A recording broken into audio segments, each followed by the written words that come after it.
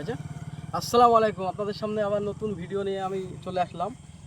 কৃষক যাদের জমি মাঠে তাদের সবচাইতে বর্ষাকালে কোন ক্ষতিটা হয় আপনাদেরকে আসুন দেখাচ্ছি আমি। এই যে আপনারা দেখতে পাচ্ছেন যে কৃষকদের এই যে বর্ষাকাল বৃষ্টি হয়েছে, বৃষ্টির পানিগুলো নামতে গিয়ে দেখুন কৃষকদের কত বড় ক্ষতি।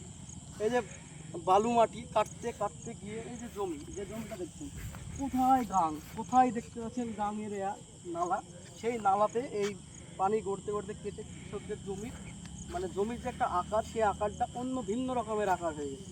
এতে কৃষকদের খুব ক্ষতি। এই জমিটাকে আপনি আবাদ করতে পারবে না। এই জমিটা ভেঙে গিয়ে কী অবস্থা দেখুন, এখানে নালাতে পরিবর্তন হয়ে গেছে। এই যে দেখতে পাচ্ছেন পানি এই পার দিয়ে, মাঠের পানি এই পার দিয়ে পানিগুলো নেমেছে, এগুলো সব ভেঙে গেছে। এতে কৃষকদের খুব দুঃখ এবং কৃষকদের খুব কষ্ট, বেদনাদায়ক কাজ। একটা প্লেন সমান জমি ভেঙে যায় এবং বর্ষাকাল আসলে মানুষের সবারই ক্ষতি হয়।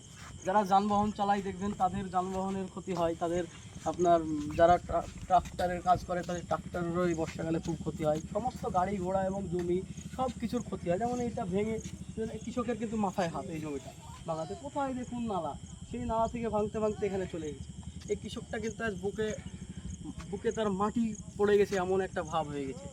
তার জন্য বলবো, বিশেষ করে সরকারের কাছে আবেদন, যাতে এই ভাঙাটা দেখে যেন পদ্মার ধারে যারা বসবাস করছে তাদের পদ্মার সাইডে যেন পাথর দিয়ে বেঁধে দেওয়া হয় এবং যাতে মানুষের কোনো ক্ষয়ক্ষতি না হয় এবং তারা যেন বসবাসটা ঠিকঠাক করতে পারে, সেটাই আশা সরকারের কাছে।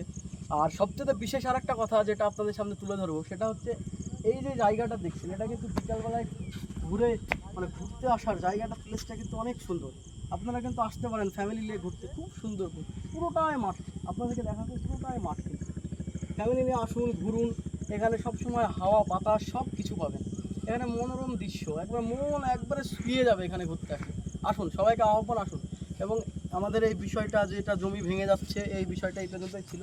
এবং সবাইকে আমার আসসালামু আলাইকুম, এবং ভিডিওটা সবাই দেখবেন, কমেন্ট করবেন, শেয়ার করবেন। আসসালামু আলাইকুম।